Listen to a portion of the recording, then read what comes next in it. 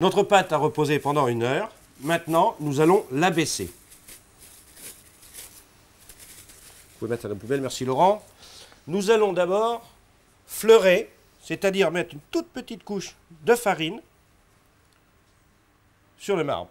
Et là, nous allons abaisser notre pâte. Donc abaisser, c'est vraiment... Abaisser, c'est étaler à l'aide d'un rouleau. D'accord. Je donne un petit tour à chaque fois, pour m'assurer d'abord qu'elle ne colle pas sur le marbre, et en même temps, en donnant ce petit tour, ça me permet d'avoir une forme ronde.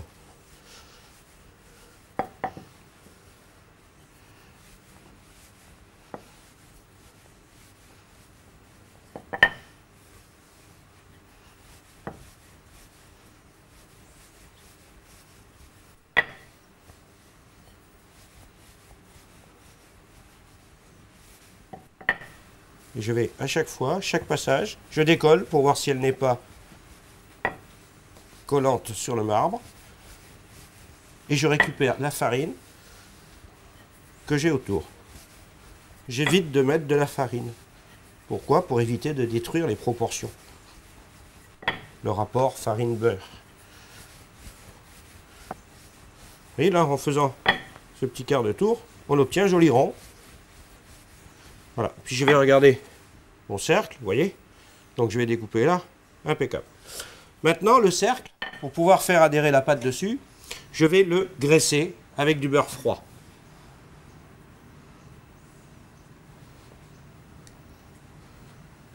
Alors c'est important que ce soit un beurre bien froid. Bien froid, oui, comme ça, la pâte, elle va bien adhérer dessus.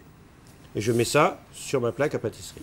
Et je vais mettre ma pâte de manière à foncer, c'est-à-dire garnir mon cercle. Alors il y a un petit tour de main, c'est de prendre la pâte sur le rouleau. Sur le rouleau, comme ça on prend tout d'un coup sans risque de casser la pâte. Et maintenant, mon objectif, c'est de faire rentrer ma pâte dans le cercle, comme ceci.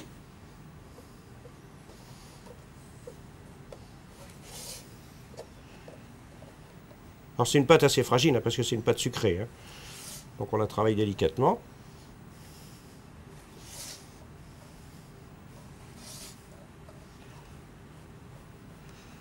Bien adhéré sur les parois. Et je vais faire un petit bord qui me permettra de faire des petites crêtes dessus pour la décoration.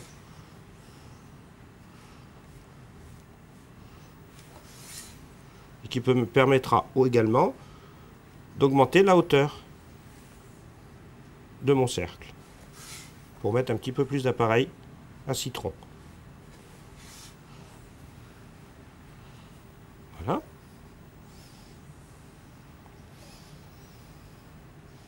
Et là, je vais passer un coup de rouleau, comme ceci. Je vais récupérer ma pâte, faire une boule, pour en faire une seconde. Maintenant, je vais, avec mon index de la main droite, relever le bord que je viens de faire, et je vais pincer entre le pouce et l'index de la main gauche, comme ceci.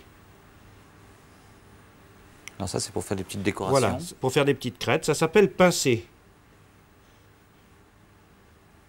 Et en même temps, ça décore ma tarte.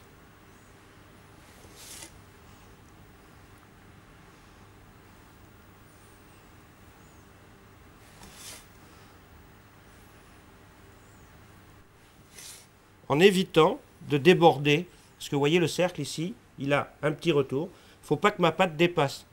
Parce qu'en cours de cuisson, on va retirer le cercle. Et si la pâte devait dépasser, on casserait tout le décor.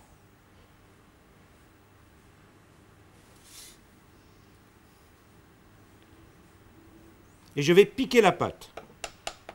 Alors pourquoi est-ce qu'on pique une pâte? Pour éviter qu'elle gonfle. Comme on y a incorporé des œufs et de l'air, donc au contact de la chaleur, il y a un gaz carbonique qui va se créer, puis il risque de faire gonfler ma pâte. Et dedans, maintenant, nous allons mettre une feuille de papier sulfurisé, parce que la tarte citron se fait pré-cuire. Cette pré-cuisson porte un nom que l'on appelle cuire à blanc.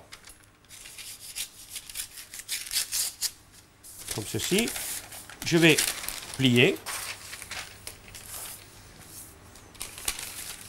Côté plié sur, comme ceci en 4 d'abord, pardon. Et le côté plié vers le côté plié, de manière à avoir un rond correct. Et là, je vais déborder. Pourquoi? Parce que je veux que mon papier remonte sur les bords. Donc, je vais couper à peu près ici. D'accord, donc on prend un petit peu plus que Ouais, le un rayon. petit peu plus quoi. que le rayon. Voilà.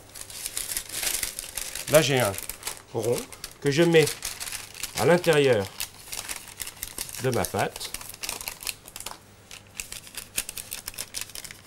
que je vais garnir avec des billes d'argile et un peu de plomb pour empêcher la pâte de gonfler. Alors, si on n'en a pas à la maison, par exemple, ça... Bah, à la maison, vous prenez des noyaux de cerise ou vous prenez des haricots. Comme ceci.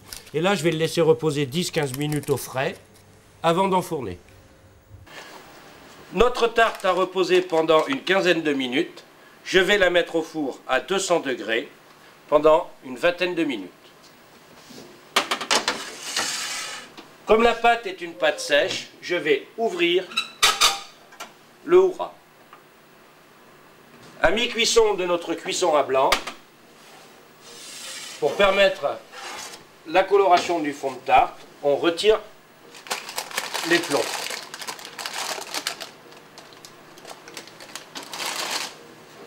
Vous voyez, il ne reste pas grand chose. On commence à voir notre pâte qui colore.